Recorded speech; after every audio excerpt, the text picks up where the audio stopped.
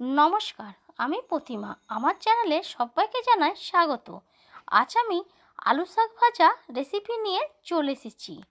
এই আলু শাক আমি কিভাবে রান্না করেছি সেটাই আমি আপনাদের সাথে দেখাবো। আমি পোস্ত আর চীনাবাদাম দিয়ে এই আলু শাক ভাজা রেসিপিটা রান্না করেছি। এটা একটা মিষ্টি শাক। এবার দেখুন, শাকগুলোকে আমি ভালোভাবে বেছে নিচ্ছি। বাজার থেকে কিনে এনেছি এক মুঠি শাক, আলু শাকটাকে। সেটাকে আমি একটুখানি ডগের দিকটা বাদ দিয়ে এবার আস্তে আস্তে ছোটো ছোটো টুকরো করে নিচ্ছি। ঠিক এইভাবে আমি প্রত্যেকটা শাককেই বেছে নিচ্ছি। ভালোভাবে দেখে শুনে নেবেন, নাহলে এতে ভেতরে অনেক পোকা থাকে। সেটাকে ভালোভাবে বেছে নিয়ে এটাকে আমি জলের মধ্যে 3-4 বার ধরে ভালোভাবে ধুয়ে নেব। ঠিক এই রকম ছোটো ছোটো করে কাটবেন। অনেকে আবার চুচে নিলে শুধু পাতাগুলোও বেরিয়ে যাবে, কিন্তু আমি একটু ডাঁটা সমেতই নিয়েছি যাতে টেস্টটা অপূর্ব হয়। এবার দেখো কত সুন্দর ছোটো ছোটো কাটা হয়ে গেছে। আমি আরেকবার দেখিয়ে দিচ্ছি কিভাবে কেটেছি। একটু গোড়ার দিকটা একটুখানি বাদ দিয়ে দিচ্ছি। এবার তারপর ছোটো ছোটো টুকরো করে করে এটাকে ছোটো ছোটো টুকরো করে নিয়েছি। দেখুন, ঠিক এইভাবে আমি সমস্ত শাকগুলোকে কেটে নিয়েছি। এটা একটা অপূর্ব টেস্টি রেসিপি এবং শাকটাও খুব মিষ্টি। এবার দেখুন, শাকটা আমার সম্পূর্ণ কাটা হয়ে গেছে। জলের মতো 3-4 বার দিয়ে ভালোভাবে ধুয়ে নিয়েছি। পরিষ্কার হয়ে গেছে, দেখুন, দেখতেও সুন্দর লাগছে। এইবার এটাকে আমি কীভাবে রান্না করেছি সেটাই আমি আপনাদের কাছে দেখাচ্ছি। আমি প্রথমে ওভেনের মতো কড়াবো। এবার কড়াইতে আমি আন্দাজ মতন সর্ষের তেল দিচ্ছি। সর্ষের তেলটা একটু গরম হয়ে গেছে, সেই সময় আমি কিছু ফোড়ন দেবো। আমি এখানে সর্ষে আর লঙ্কা ফোড়ন দিচ্ছি। 2টো লঙ্কাকে টুকরো করে নিয়েছি আর সর্ষে ফোড়ন দিয়ে গোটা সর্ষেটা ফোড়ন দিচ্ছি। ফোড়নটা একটুখানি ভাজা হতে হতে আমি এখানে রসুন কুচি দিয়ে দিয়েছি।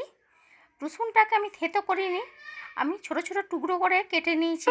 এবার সেটাকে দেখুন নাড়াচাড়া করে ভালোভাবে ভেজে নিচ্ছি। রসুনের কাঁচা গন্ধটা বেরোনো পর্যন্ত এটাকে ভালোভাবে আমি ভেজে নিচ্ছি। এবার দেখুন রসুনটা ভাজা ভাজা হয়েই গেছে। এবার এতে আমি শাকগুলোকে দিয়ে দিচ্ছি। যে আমি ধুয়ে রেখেছি যে শাকটাকে, সেটাকে আমি পরিষ্কারভাবে এতে দিয়ে দিচ্ছি। এবার দেখুন এটাকে একটুখানি নাড়তে থাকবো যাতে সর্ষেটা সব শাকের সাথে মিশে যায়।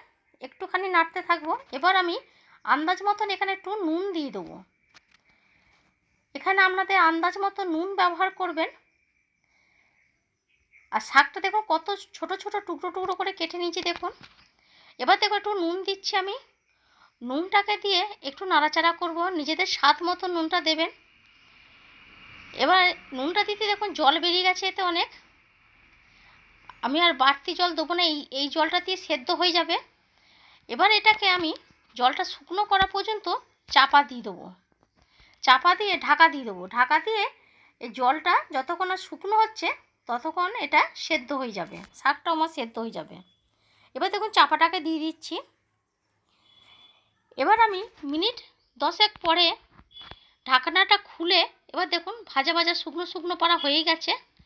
এবার এটাকে নাড়াচাড়া করছি আমি এবং ভালোভাবে ভেজে নিচ্ছি। জলটা দেখুন এক ফোঁটা জল নেই, শুকনো শুকনো হয়ে গেছে। ঠিক এই রকম ভাজাটা হবে।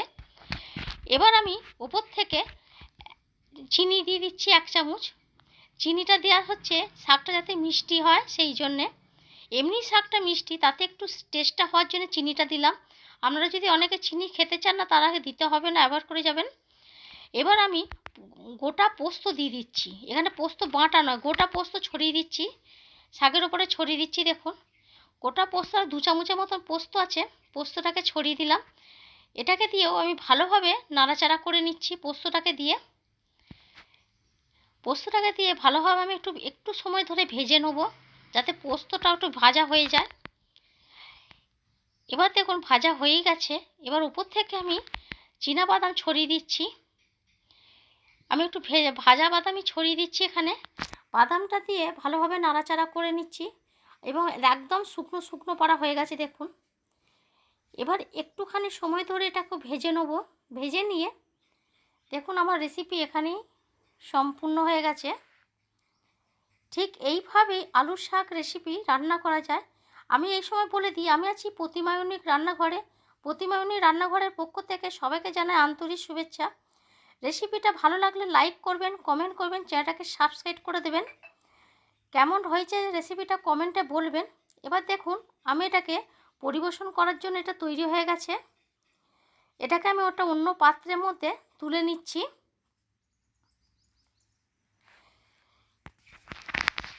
অন্য পাত্রের মধ্যে দেখুন এটাকে আমি তুলে নিচ্ছি।